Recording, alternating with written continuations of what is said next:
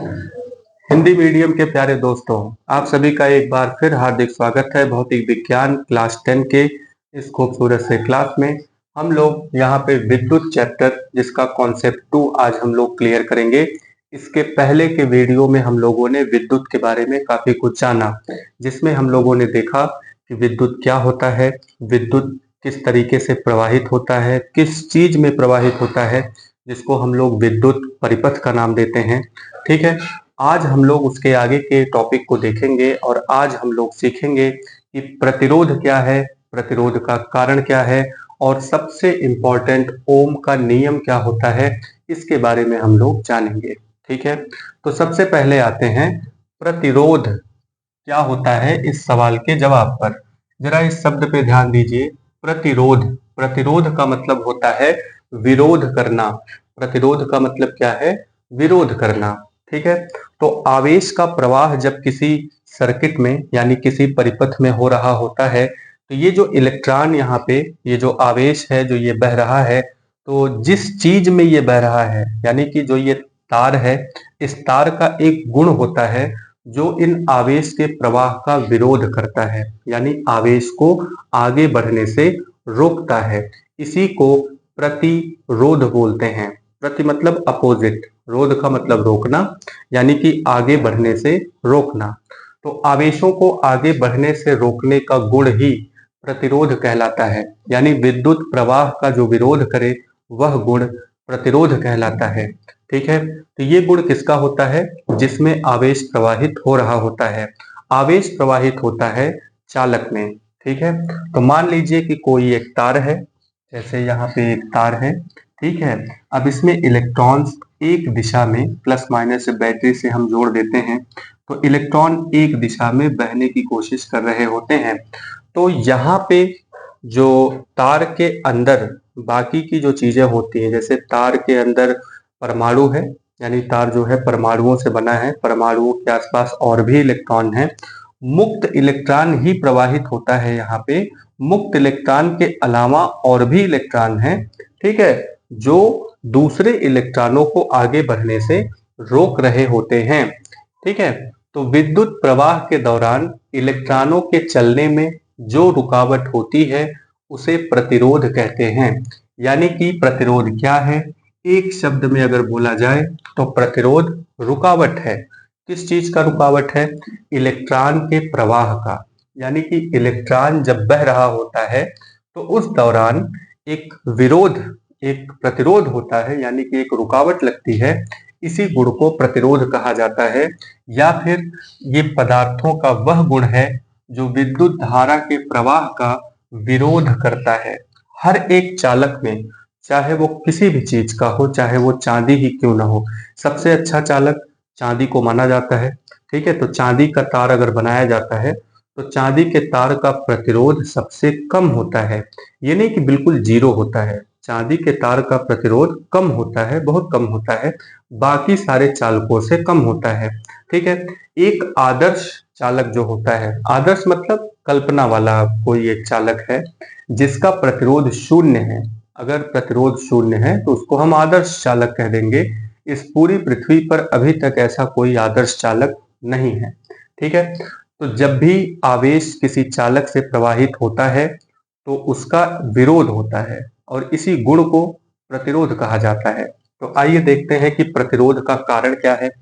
आखिर क्या कारण है कि ये कोई भी पदार्थ जो है वो प्रतिरोध लगाता है, यानी इलेक्ट्रॉन को आगे बढ़ने से रोकता है। तो प्रतिरोध का गुण चालक में इलेक्ट्रॉनों के आपस में टकराने के कारण। ठीक है, पहला तो है कि इलेक्ट्रॉनों के आपस में टकराने के कारण, यानी ये जो इलेक्ट्रॉन, जो मुक्त इलेक्ट्रॉन है, बाकी के बहुत सारे और भी इलेक्ट्रॉन होते हैं, लेकिन मुक्त इलेक्ट्रॉन, इसके पहले के वीडियो में मुक्त इलेक्ट्रॉन के बारे में काफी कुछ चीजें बताई गई थी। तो यहाँ पे हम लोग देखेंगे कि जब मुक्त इलेक्ट्रॉन आगे की तरफ बढ़ रहा होता है तो आसपास के जो एटम होते हैं और उसके जो इलेक्ट्रॉन होते हैं वो उसको आगे बढ़ने से रोक रहे होते हैं, यानी इलेक्ट्रॉन दूसरे इलेक्ट्रॉन में टकरा रहा होता है। या फिर दूसरा कारण भी है, इलेक्ट्रॉनों पर परमाणुओं के नाभिक के आकर्षण द्वारा उत्पन्न रुकावट।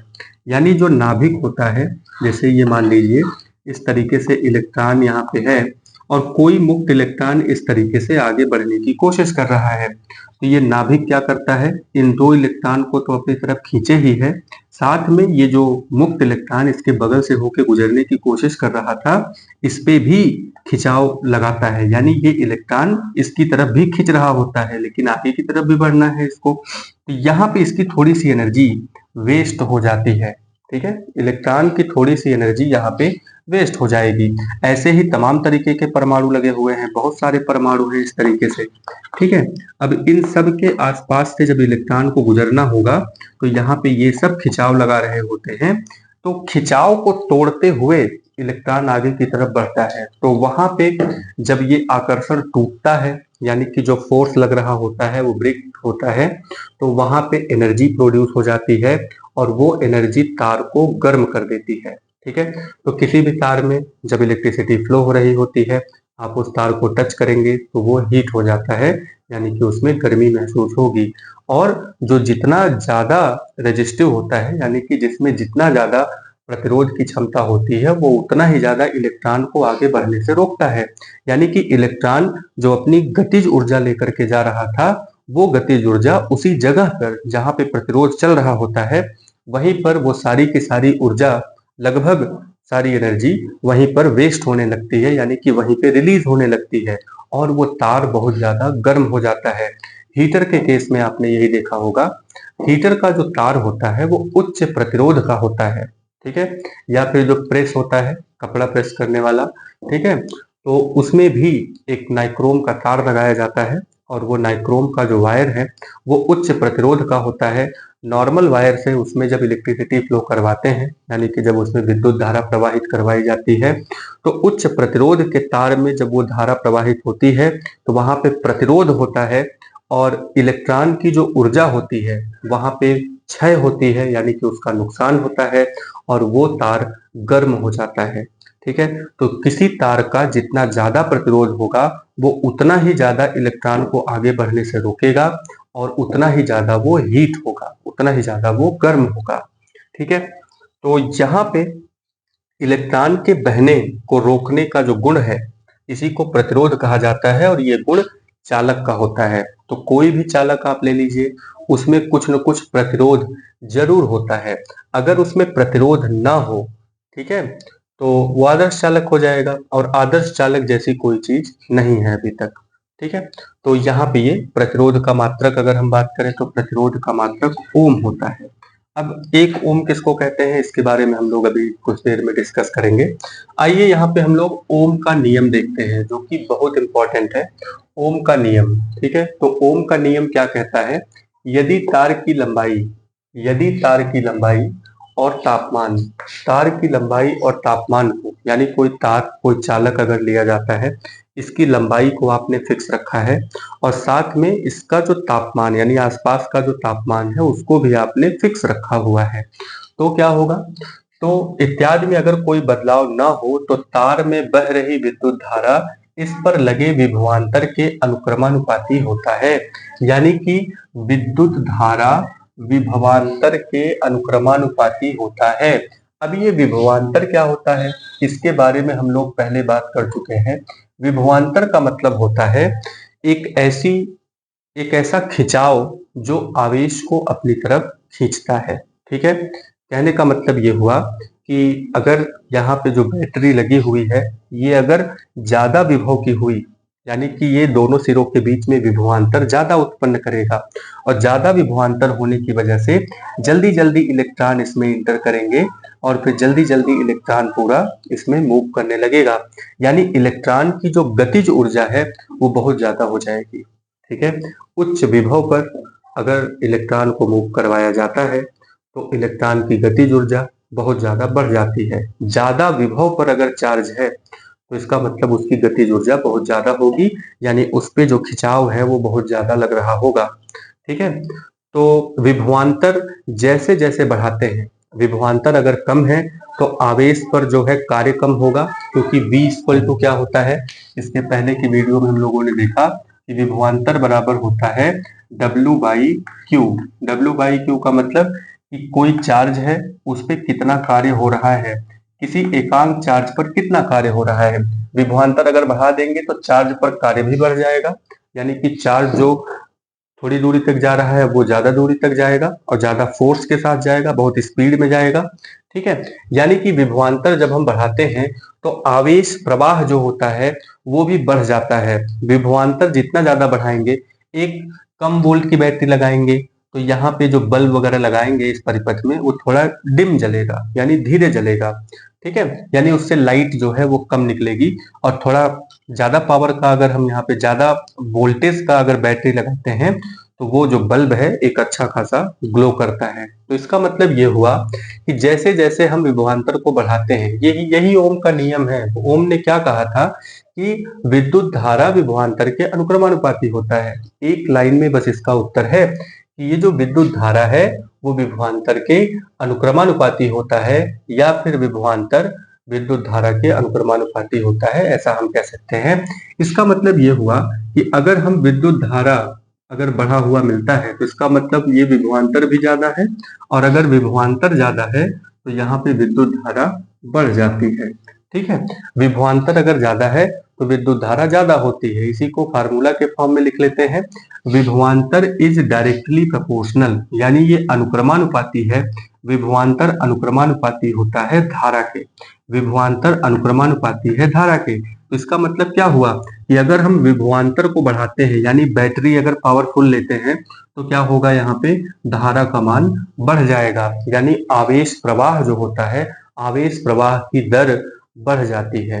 ठीक है, अगर हाई वोल्टेज लेते हैं तो आवेश प्रवाह की दर बढ़ जाती है, यानी प्रति सेकंड गुजरने वाले इलेक्ट्रॉन्स या फिर चार्ज की संख्या बढ़ जाती है। अब किसी बिंदु से इलेक्ट्रॉन के गुजरने की जो क्षमता होती है, जैसे इलेक्ट्रॉन गुजर रहा है, किसी बिंदु से एक इलेक्ट्रॉन गुजर रहा है, दो इलेक्ट्रॉन गुजर रहा है। ठीक है, अब उसी जगह से 10-20 इलेक्ट्रॉन गुजरने लगे तो उसका प्रभाव बहुत ज्यादा हो जाता है। ठीक है, अब मान लीजिए कि हीटर है और कम वोल्टेज पर उसको आपने लगा रखा है, तो हीटर का जो वायर है उसमें जो प्रतिरोध वगैरह होगा तो वो इलेक्ट्रॉन या आवेश जो है वो धीरे धीरे उसमें फ्लो होगा, क्योंकि उसकी जो एनर्जी होती है वो कम होती है और चार्ज पे जो वर्क है वो कम किया जाता है, क्योंकि वो लो यानी कि कम विभवांतर पर है। तो उसमें होगा क्या कि वो तार धीरे धीरे, हीटर का जो तार है वो धीरे धीरे गर्म होगा, लेकिन हाई वोल्टेज पे लगाएंगे तो तुरंत हीट हो जाएगा। कहने का मतलब ये है कि चार्ज जो है उस पर कार्य बहुत ज्यादा हुआ और बहुत तेजी से वो चीज फ्लो होती है। ठीक है, तो यहाँ पे हमने देखा कि विभवांतर धारा के अनुक्रमानुपाती है। विभवांतर धारा के अनुक्रमानुपाती है तो विभवांतर इज इक्वल टू, ये अनुक्रमानुपाती को जब भी हम इक्वल टू लगाते हैं, अनुक्रमानुपाती को हटा करके एक इक्वल टू का साइन जैसे ही लगाते हैं तो यहाँ पे एक हमें नियतांक लेके आना होता है। और यहाँ पे नियतांक हम कौन सा लाए हैं, आर। आई तो पहले से ही था, तो नियतांक कौन आया है यहाँ पे, आर। ये आर क्या है, ये आर ही प्रतिरोध है। आर यहाँ पे क्या है, प्रतिरोध है। ठीक है, अब ये प्रतिरोध क्या काम करता है, प्रतिरोध धारा को कम कर देता है। यानी कि विभवांतर, अगर मान लीजिए कि किसी तार में विभवांतर आपने लगाया हुआ है लेकिन प्रतिरोध उस तार का ज्यादा है तो धारा कम हो जाएगी। कम होने का मतलब ये हुआ कि उसमें उतनी पावर नहीं रहेगी, क्योंकि तार ही में पता चला बहुत सारी एनर्जी खत्म हो जा रही है। ठीक है, तो जो आउटपुट होगा, जहां पे आपको ज्यादा धारा चाहिए था वहां पे उतनी धारा नहीं पहुंच पाती है। ठीक है, इस सब के न्यूमेरिकल में इन सब चीजों पे डिस्कस करेंगे हम लोग। ठीक है, तो यहाँ पे ये चीजें हैं। और धारा यहाँ पे अब देखते हैं, जैसे एक सर्किट यहाँ पे दिया हुआ है, ये आपने बैटरी लगाया, इलेक्ट्रॉन इस तरीके से निकला। इसके बारे में बात हुई थी कि यहाँ पे बैटरी से क्या होता है, इलेक्ट्रॉन तार में जाता है और तार का जो मुक्त इलेक्ट्रॉन होता है तुरंत यहाँ पे एक इलेक्ट्रॉन इधर गया तो एक इलेक्ट्रॉन यहाँ इंटर करता है। अब ये जितनी फास्ट होगा, विभवांतर अगर ज्यादा होगा तो इलेक्ट्रॉन डालने की जो पावर होगी ये ज्यादा होगी, बहुत जल्दी जल्दी होगा। और यहाँ से इलेक्ट्रॉन अंदर आने की क्षमता जो होती है, वो स्पीड जो होती है वो भी बढ़ जाती है। इसी को कहते हैं उच्च विभव। ठीक है, अब लो विभव होगा तो क्या होगा, यानी कि कम विभवांतर का अगर यहाँ पे हमने बैटरी ले रखा है तो क्या होगा, इलेक्ट्रॉन धीरे धीरे जाएगा, यहाँ से इलेक्ट्रॉन धीरे धीरे जाएगा, बाकी के इलेक्ट्रॉन धीरे धीरे खिसकेंगे। तो इसका मतलब ये हुआ कि आवेश का प्रवाह धीरे धीरे होगा। ठीक है, तो हाई वोल्टेज पर जब चीजें लेकर के जाते हैं यानी कि उच्च विभवांतर पर, उच्च विभव पर जब आवेश प्रवाह करवाने की कोशिश हम लोग करते हैं तो चार्ज बहुत तेजी से फ्लो होता है या उसके पास एनर्जी बहुत ज्यादा होती है। ठीक है, तो ओम ने यही कहा था कि जैसे जैसे आप विभवांतर बढ़ाएंगे, या हम यूं कहें कि जैसे जैसे हम बैटरी को, यानी कि बैटरी का पावर बढ़ाएंगे, यानी उच्च विभवांतर उसका बढ़ाना शुरू कर देंगे, वैसे वैसे जो धारा है उसका मान भी बढ़ने लगेगा। ठीक है, तो धारा का मान भी बढ़ेगा। विभवांतर बढ़ाएंगे, धारा का मान बढ़ेगा, विभवांतर बढ़ाएंगे, धारा का मान बढ़ेगा। तो धारा किस चीज के अनुक्रमानुपाती हो जाती है? विभवांतर के। या फिर विभवांतर किस चीज के अनुक्रमानुपाती हो जाता है? धारा के। ठीक है, यहाँ पे एक नियतांक आता है जिसको हम आर कहते हैं। आर प्रतिरोध है, और प्रतिरोध के बारे में हम लोग बात कर चुके हैं। प्रतिरोध क्या है? प्रतिरोध चालक का गुण है जो आवेश प्रवाह का विरोध करता है, इसीलिए इसका नाम प्रतिरोध है। ठीक है, एक गुण है। प्रतिरोध क्या है? एक गुण है। किस चीज का गुण है? चालक का। ठीक है, तो क्या गुण है, ये क्या काम करता है? ये आवेश के प्रवाह का विरोध करता है, इसीलिए इसको हम प्रतिरोध कहते हैं। ठीक है, ये समझ में आया? चलिए इसके आगे हम लोग देखेंगे।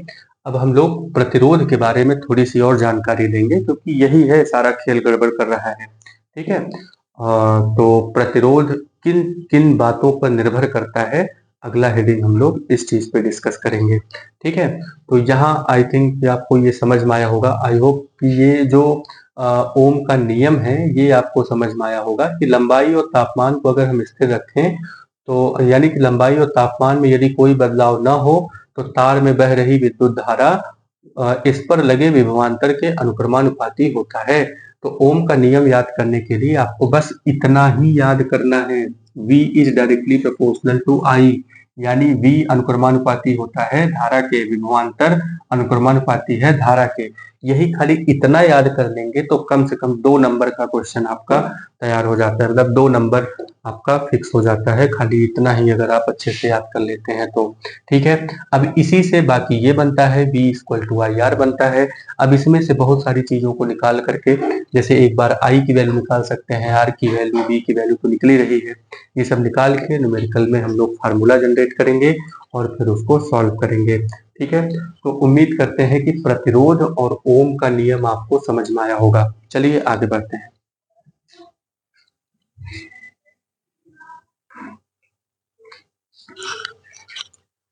चलिए बाबू, अब हम लोग सीखेंगे कि चालक के प्रतिरोध को प्रभावित करने वाले कारक कौन कौन से हैं। यानी कि आपने देखा कि जब भी किसी चालक में आवेश प्रवाहित होता है तो उस आवेश के प्रवाह को रोकने वाले बहुत सारे लोग होते हैं। ठीक है, अब ये रोकने वाले कब ज्यादा होंगे, कब कम होंगे, किन चीजों का प्रभाव आवेश के प्रवाह पर पड़ता है, यानी कि जो प्रतिरोध है, प्रतिरोध कब ज्यादा होगा और कब कम होगा, ये चीज हमें जानना है।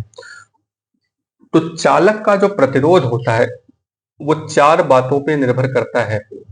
सबसे पहले तार की लंबाई।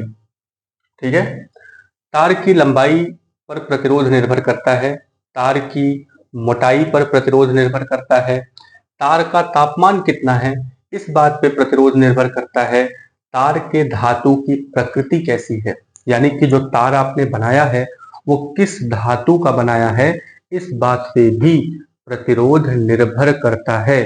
तो किन किन बातों पे प्रतिरोध निर्भर कर रहा है बाबू? तो प्रतिरोध निर्भर कर रहा है तार की लंबाई पर, तार की मोटाई पर, और तार के लंबाई हो गया, मोटाई हो गया, तार के तापमान पे भी निर्भर करता है। तापमान का मतलब कि तापमान उसका ज्यादा हो कम हो ऐसा भी उस पर प्रतिरोध डिपेंड करता है। और चौथे नंबर पे आता है तार के धातु की प्रकृति, यानी तार के धातु की प्रकृति क्या होती है, किस धातु से आपने तार को बनाया हुआ है। ठीक है, अब देखिए, जैसे मान लीजिए तार हमने ले लिया, ये इतना बड़ा सा तार है। ठीक है, अब इसमें हम आवेश को प्रवाहित करवा रहे हैं, यानी जो मुक्त इलेक्ट्रॉन इसमें है, खाली मुक्त इलेक्ट्रॉन से लेना देना है, बाकी किसी चीज से नहीं। ठीक है, तो जो मुक्त इलेक्ट्रॉन इसमें हैं वो प्रवाहित हो रहे हैं, तो उनको रोकने वाले जो परमाणु हैं, ठीक है, उनको रोकने वाला जो परमाणु है वो यहाँ पे कम है, यानी कि यहाँ पे प्रतिरोध कम लगता है। यानी कि तार अगर छोटा लेते हैं तो वहां पे प्रतिरोध भी कम हो जाता है। ठीक है, लेकिन अगर इसी को हम बहुत बड़ा तार ले लें, ये बात समझ में आई, जैसे छोटा सा तार लेंगे और कम पावर की बैटरी अगर आप ले रहे हैं, ठीक है, यानी कि जो ये घड़ी वाली जो बैटरी होती है, अगर उसको लेकर के उसमें अगर छोटा सा वायर लेकर के उसको प्लस माइनस को अगर हम टच करते हैं तो वो हीट हो जाता है, क्योंकि वहां पे प्रतिरोध कम होता है, वहां पे जो आवेश का प्रवाह है वो ठीक ठाक हो जाता है थोड़ा बहुत। ठीक है, लेकिन अगर हम तार को बहुत बड़ा ले लें और उसके दोनों सिरे को बहुत पूरा बंडल ले लें तार का, और उसके बाद उसके दो सिरों को उस छोटी सी बैटरी के दोनों सिरों पर ऐड करें तो कोई फर्क नहीं पड़ेगा, क्योंकि जो पावर है, जो इलेक्ट्रॉन है, उसको गुजरने में ही पता चला कि बीच में ही सारी एनर्जी खत्म हो जाती है। कहने का मतलब ये है कि तार की लंबाई अगर हम बढ़ा देते हैं तो इलेक्ट्रॉन को प्रवाह, यानी कि इलेक्ट्रॉन के प्रवाह को रोकने वाले लोग भी बहुत ज्यादा हो जाते हैं, यानी कि प्रतिरोध कम हो जाता है। हाँ नहीं, प्रतिरोध बढ़ जाता है। प्रतिरोध क्या हो जाएगा? बढ़ जाएगा। इलेक्ट्रॉन को रोकने वाले लोग बहुत ज्यादा हो जाते हैं तो प्रतिरोध यहाँ पे क्या हो जाता है? बढ़ जाता है। ठीक है, तो यहाँ पे तार की लंबाई जो होती है, तार की लंबाई का प्रतिरोध पर क्या प्रभाव पड़ता है ये हम लोगों ने देखा। तार की लंबाई जो होती है उसको अगर हम बढ़ाते हैं तो प्रतिरोध भी बढ़ जाता है। तो तार की लंबाई अगर हम यहाँ पे बढ़ाते हैं तो प्रतिरोध भी बढ़ रहा है, यानी एक को बढ़ाते हैं तो दूसरा भी बढ़ता है, यानी कि जो प्रतिरोध होता है वो लंबाई के अनुक्रमानुपाती हो जाता है। प्रतिरोध क्या होता है? लंबाई के अनुक्रमानुपाती है, यानी लंबाई अगर हम बढ़ाते हैं तो प्रतिरोध भी बढ़ता है। ठीक है, तो इसका मतलब यही हुआ कि तार की लंबाई बढ़ाने पर प्रतिरोध बढ़ता है तथा तार की लंबाई कम करने पर प्रतिरोध घटता है। ये बात आप कॉपी में लिख लेंगे। इसका कारण क्या है? जैसे अभी बताया हमने कि तार की लंबाई बढ़ाने पर इसमें उपस्थित इलेक्ट्रॉनों के बीच ज्यादा टकराव होता है, यानी कि तार में जो बाकी के इलेक्ट्रॉन होते हैं, मुक्त इलेक्ट्रॉन के अलावा जो इलेक्ट्रॉन होते हैं उनमें टकराव, यानी कि मुक्त इलेक्ट्रॉन और बाकी के इलेक्ट्रॉनों के बीच में टकराव ज्यादा हो जाता है, जिसकी वजह से प्रतिरोधकता बढ़ जाती है। ठीक है, तो तार की लंबाई बढ़ाने पर प्रतिरोधकता बढ़ जाती है। कारण भी आपको पता चला कि इलेक्ट्रॉनों का के बीच ज्यादा टकराव होने लगता है। ठीक है, और ठीक है, तो ये तार की लंबाई का प्रतिरोध पर प्रभाव यही है कि तार की लंबाई बढ़ाने पर प्रतिरोध बढ़ जाता है। क्यों बढ़ता है, इसका कारण क्या है, ये बताया गया। नेक्स्ट नंबर पे आता है तार की मोटाई। अब ये तार की मोटाई का मतलब ये हुआ कि जैसे इस तरीके से आपने मोटा तार ले लिया है, ठीक है, और ये अनुप्रस्थ क्षेत्रफल का मतलब क्या हुआ? अनुप्रस्थ काट का क्षेत्रफल का मतलब सीधे सीधे काटने पर, जैसे यही मान लीजिए है तार है, ठीक है, तो ऐसे सीधे सीधे काट दे तो इसकी जो मोटाई होगी, ठीक है, तो उसी को हम कहेंगे अनुप्रस्थ काट का क्षेत्रफल। ठीक है, अब जैसे यहाँ पे ये तार है तो तार का ये वाला हिस्सा, ये जो हिस्सा आप देख रहे हैं इसको अनुप्रस्थ काट कहते हैं। क्या कहेंगे? अनुप्रस्थ काट। और ऐसे काट देंगे तो इसको लंबवत काट कहते हैं। ठीक है, प्रैक्टिकल में आपने देखा होगा, इसको कहते हैं अनुप्रस्थ काट। और ये जो अनुप्रस्थ काट होती है अगर ये मोटी है, यानी कि ये तार काफी मोटा है, तो इसका मतलब ये हुआ कि यहाँ पे इलेक्ट्रॉनों को बहने के लिए काफी सारी जगह मिल जाती है, इलेक्ट्रॉनों को फ्लो होने के लिए बहुत सारी जगह मिल जाती है, जिसकी वजह से यहाँ पे क्या होता है कि अगर आप ये अनुप्रस्थ काट का क्षेत्रफल अगर आप बढ़ा देते हैं तो उससे यहाँ पे प्रतिरोधकता घट जाती है। क्या होगा? प्रतिरोधकता यहाँ पे घट जाएगी, यानी कि प्रतिरोध तार के अनुप्रस्थ काट के क्षेत्रफल के व्युत्क्रमानुपाती होता है। ठीक है, तार की लंबाई के अनुक्रमानुपाती होता है प्रतिरोध, जबकि वही प्रतिरोध तार के अनुप्रस्थ काट के क्षेत्रफल के व्युत्क्रमानुपाती हो जाता है। तो व्युत्क्रमानुपाती होने का मतलब क्या है कि तार अगर हम मोटा लेते हैं तो प्रतिरोध कम हो जाएगा, ठीक है, और अगर तार को अगर हम पतला लेते हैं तो प्रतिरोध बढ़ जाता है। ठीक है, तो इसका अर्थ यह हुआ कि प्रतिरोध किसी भी तार की मोटाई को ज्यादा करने पर कम होता है, यानी प्रतिरोध तार की मोटाई बढ़ाने पर, यानी मोटे तार में प्रतिरोध कम होता है और पतले तार में प्रतिरोध ज्यादा होता है। ठीक है, लेकिन धातु वही होनी चाहिए, ऐसा नहीं कि अब किसी दूसरे धातु का मोटा पतला तार ले लिए, ऐसा नहीं।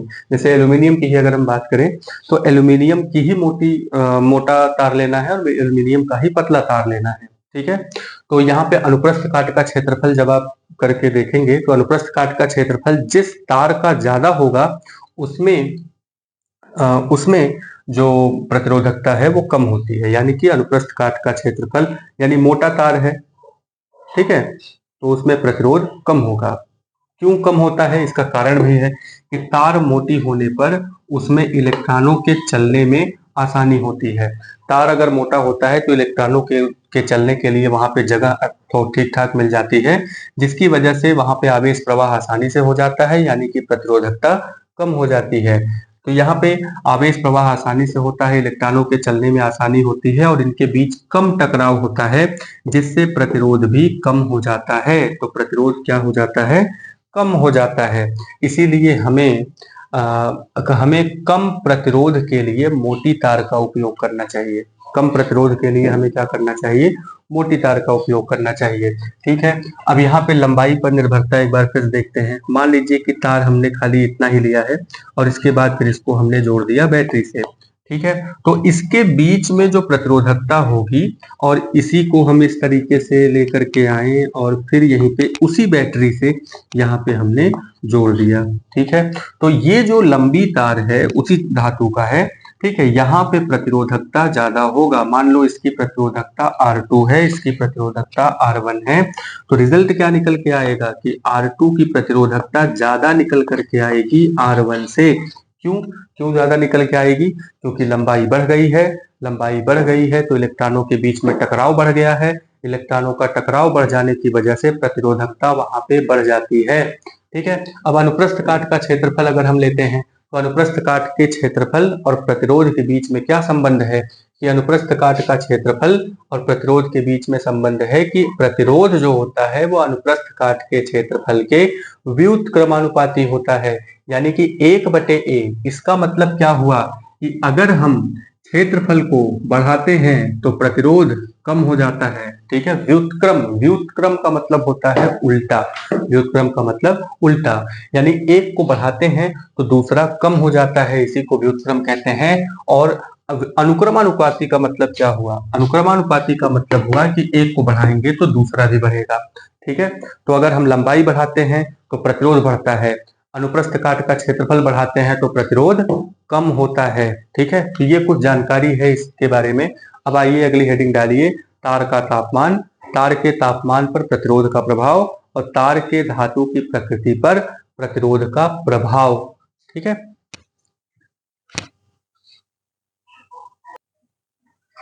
तो तीसरे नंबर पे नोट करेंगे तार की प्रकृति का प्रतिरोध पर प्रभाव। तार की प्रकृति का प्रतिरोध पर प्रभाव, तार की प्रकृति का मतलब यह होता है कि तार किस धातु का बना हुआ है। तो धातु अलग अलग हो सकता है, एल्यूमिनियम हो सकता है, कॉपर हो सकता है, चांदी हो सकता है, लोहा भी हो सकता है, ठीक है। तो अलग अलग धातुओं का जो प्रकृति होती है, अलग अलग धातुओं की जो प्रकृति है वो इलेक्ट्रॉन को रोकने की भी उनकी अलग अलग प्रकृति होती है, ठीक है। तो तार की धातुओं की प्रकृति पर ही तार की प्रतिरोधकता जो होती है वो घटती बढ़ती रहती है, तो ठीक है। तो यह तार की धातु पर निर्भर करता है क्योंकि अलग अलग धातुओं में इलेक्ट्रॉनों का टकराव अलग अलग होता है, जिससे प्रतिरोधकता भी अलग अलग होती है। यानी अलग अलग धातुओं का तार अगर हम लेते हैं उतनी ही लंबाई का, जैसे 1 मीटर का तार अगर हमने ले लिया अलग अलग धातुओं का बना हुआ, तो उन सब की प्रतिरोधकता अलग अलग होगी। जैसे मान लीजिए कि ये हमने एक तार लिया हुआ है, इसी तरीके से 10 तार और ले लें अलग अलग धातुओं का बना हुआ, ठीक है, अलग अलग धातुओं का बना हुआ 10 तार अगर ऐसा ले लिया तो हर एक तार की जो प्रतिरोधक क्षमता होगी, यानी इलेक्ट्रॉनों को रोकने की जो क्षमता होगी वो अलग अलग होगी, ठीक है। चलिए अब यहाँ पे एक उदाहरण दिया है, जैसे प्रतिरोधकता की अगर हम बात करें, यहाँ पे प्रतिरोधक क्षमता की अगर हम बात करें, ठीक है, तो वो यहाँ पे है कि चांदी के तार में सबसे कम प्रतिरोध पाया जाता है, चांदी के तार में सबसे कम प्रतिरोध पाया जाता है, ठीक है। तो तार के तापमान पर अगले नंबर पे चौथे नंबर पर आता है कि तार के तापमान का प्रतिरोध पर क्या प्रभाव पड़ता है। देखिए तार को अगर हम गर्म करेंगे ना तो इलेक्ट्रॉन की जो गतिज ऊर्जा होती है वो बढ़ जाती है, इलेक्ट्रॉन की गतिज ऊर्जा क्या होगी, बढ़ जाएगी। तापमान आप देंगे इलेक्ट्रॉन जो है भागने लगता है और तेजी से, क्योंकि उसको और ज्यादा ऊर्जा मिल जाती है, ठीक है। तापमान अगर हम बढ़ाते हैं तार का तो इलेक्ट्रॉन की गतिज ऊर्जा बढ़ जाती है, और इलेक्ट्रॉन की गतिज ऊर्जा जब बढ़ती है तो उनके बीच में जो टकराव होता है ना, वो भी बढ़ जाता है। और जब इलेक्ट्रॉन के बीच में टकराव बढ़ जाता है तो उसकी जो प्रतिरोधक क्षमता होती है तार की, वो भी बढ़ जाती है। कहने का मतलब ये हुआ कि प्रतिरोध जो होता है तार का, वो भी बढ़ जाएगा। तो तार का तापमान बढ़ने पर इसमें उपस्थित इलेक्ट्रॉनों की गति बढ़ जाती है, जिसके कारण उनमें टकराव भी बढ़ जाता है, यानी कि गति बढ़ जाती है, इलेक्ट्रॉन और तेजी से भागने लगते हैं। तो ये जो टकराव पर सेकंड है, यानी एक सेकंड में जितना टकराव होना था उससे कहीं ज्यादा टकराव होने लगता है इलेक्ट्रॉनों के बीच में, और इसकी वजह से प्रतिरोध भी बढ़ जाता है। तो शॉर्ट में हम याद रखेंगे कि R is directly proportional to T, यानी R जो है तापमान के अनुक्रमानुपाती है। इसका मतलब हुआ कि अगर हम तापमान को बढ़ाते हैं तो प्रतिरोध भी बढ़ेगा, यानी कि प्रतिरोध यहाँ पे कब बढ़ेगा, जब तापमान को हम बढ़ा देंगे। और भी बहुत सारी चीजें हैं जिससे कि प्रतिरोध को आप नियंत्रण में ला सकते हैं, कंट्रोल कर सकते हैं। ठीक है, इसके बाद हम लोग आते हैं प्रतिरोध। तो हमने पढ़ लिया कि प्रतिरोध जो है एक तरह का गुण है, रोकने की क्षमता है। ठीक है, अब हम पढ़ते हैं प्रतिरोधकता। प्रतिरोधकता क्या है? ठीक है, तो प्रतिरोधकता भी क्षमता ही है। प्रतिरोधकता क्या है? ये भी क्षमता है, लेकिन यहाँ पे हम लोग पूरे तार को न लेकर के यहाँ पे हम इकाई लंबाई का मतलब जैसे 1 मीटर लंबाई आपने ले लिया, या फिर इकाई अनुप्रस्थ काट का क्षेत्रफल, यानी लंबाई भी आपने इकाई लिया और यहाँ पे अनुप्रस्थ काट का जो क्षेत्रफल लिए हैं वो भी एकांक ले लेते हैं, यहाँ पे 1 ले लेते हैं। ठीक है, तो इसमें जो तार का प्रतिरोध होता है, जैसे कोई भी तार आपने लिया उसका 1 मीटर लंबाई ले लीजिए और 1 मीटर स्क्वायर का उसका अनुप्रस्थ काट का क्षेत्रफल ले लीजिए। ठीक है, तो उसमें जो प्रतिरोध होगा वही उसकी प्रतिरोधकता कहलाती है। ठीक है, अब तार की लंबाई बढ़ाने पर प्रतिरोध बढ़ता घटता है, प्रतिरोधकता नहीं, क्योंकि प्रतिरोधकता खाली 1 मीटर लंबाई और 1 मीटर स्क्वायर अनुप्रस्थ काट के क्षेत्रफल के लिए निकाला जाता है। आई बात समझ में? चलिए आगे बढ़ते हैं। तो यहाँ पे प्रतिरोधकता क्या होती है? इकाई लंबाई और इकाई अनुप्रस्थ काट के क्षेत्रफल की चालक तार का प्रतिरोध प्रतिरोधकता कहलाता है। जैसा कि हम जानते हैं, यहाँ पे हम लोगों ने देखा कि जो प्रतिरोध होता है वो लंबाई पे निर्भर करता है, प्रतिरोध जो होता है वो अनुप्रस्थ काट के क्षेत्रफल के पर भी निर्भर करता है। प्रतिरोध तार की लंबाई के अनुक्रमानुपाती होता है और प्रतिरोध तार के अनुप्रस्थ काट के क्षेत्रफल के व्युत्क्रमानुपाती होता है, यानी कि R अनुक्रमानुपाती है L के, R व्युत्क्रमानुपाती है यहाँ पे अनुप्रस्थ काट के क्षेत्रफल के। इन दोनों को, यही R जो है दोनों के बराबर है, तो R किसके किसके यहाँ पे हो जाएगा?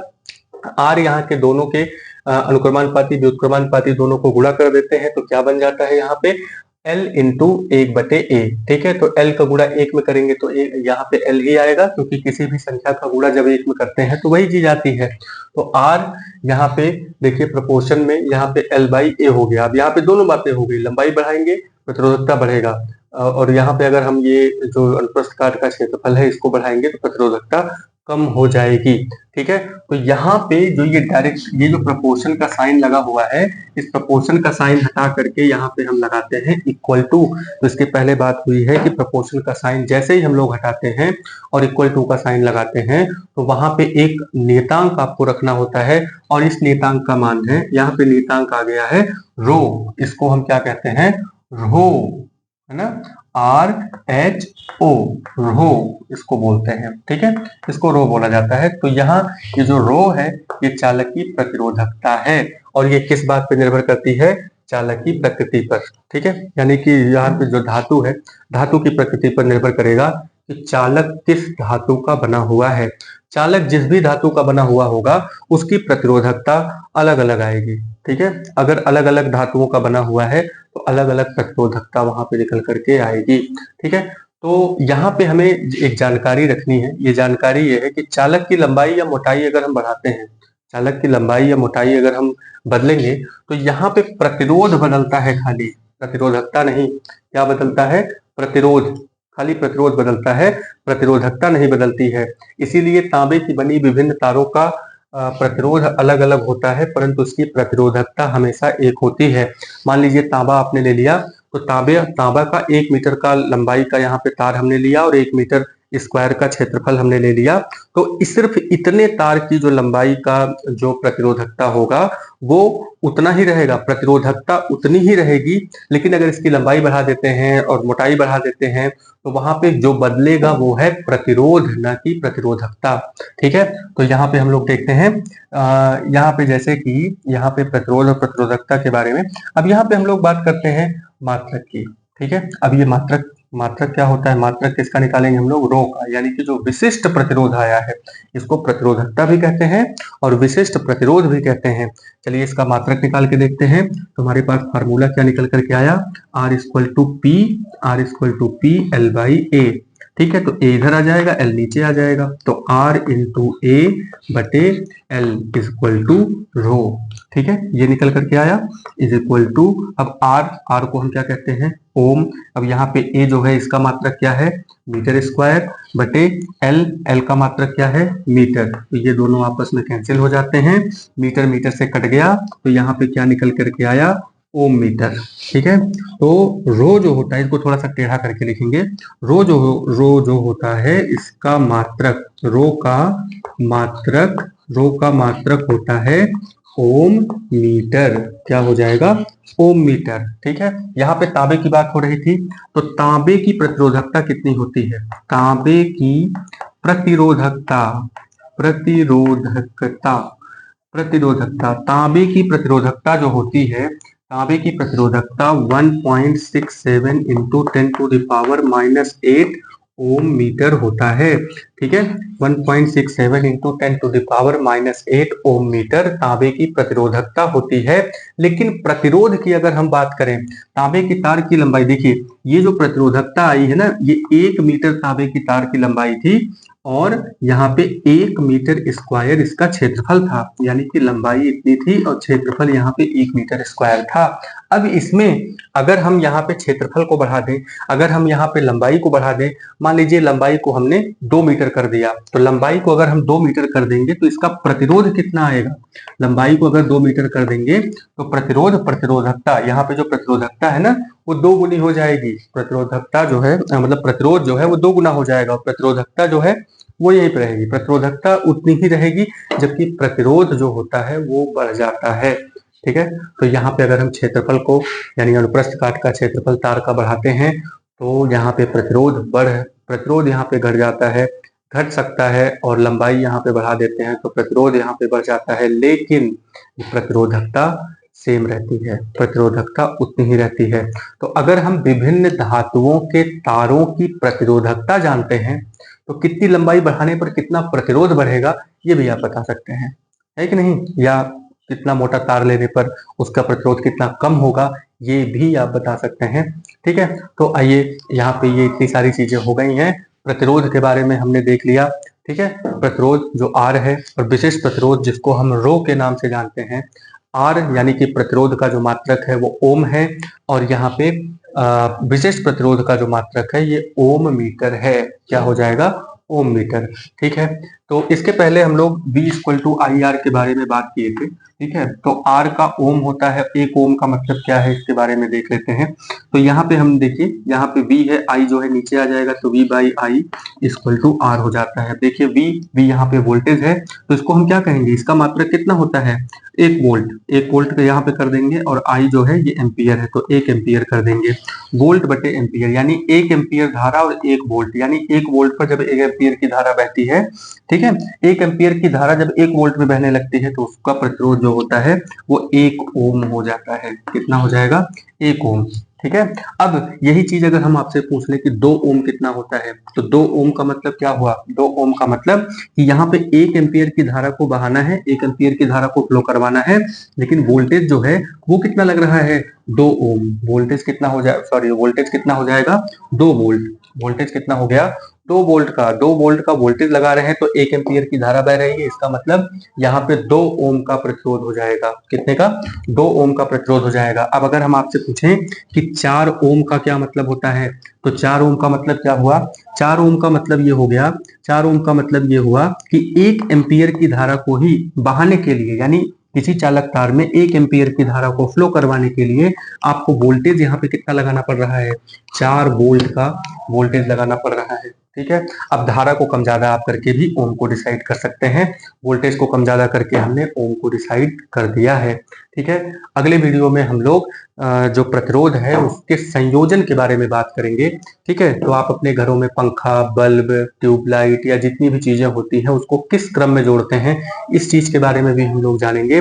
प्रतिरोध को दो तरीकों से जोड़ा जा सकता है, एक श्रेणी क्रम में और एक समांतर क्रम में। श्रेणी क्रम में जोड़ते हैं तो उसका तुल्य प्रतिरोध निकालेंगे, समांतर क्रम में जोड़ करके उसका समांतर मतलब कि उसका तुल्य प्रतिरोध निकालेंगे, और फिर यहाँ पे हम लोग विभवांतर, धारा और प्रतिरोध, विशिष्ट प्रतिरोध, इन सबको मिला करके न्यूमेरिकल्स लगाएंगे। ठीक है। तो तब तक के लिए वीडियो पर बने रहिए, डटे रहिए, लाइक करिए, सब्सक्राइब करिए और वीडियो पर बने रहिए, कुछ ना कुछ सीखते ही रहेंगे। तब तक के लिए जय हिंद।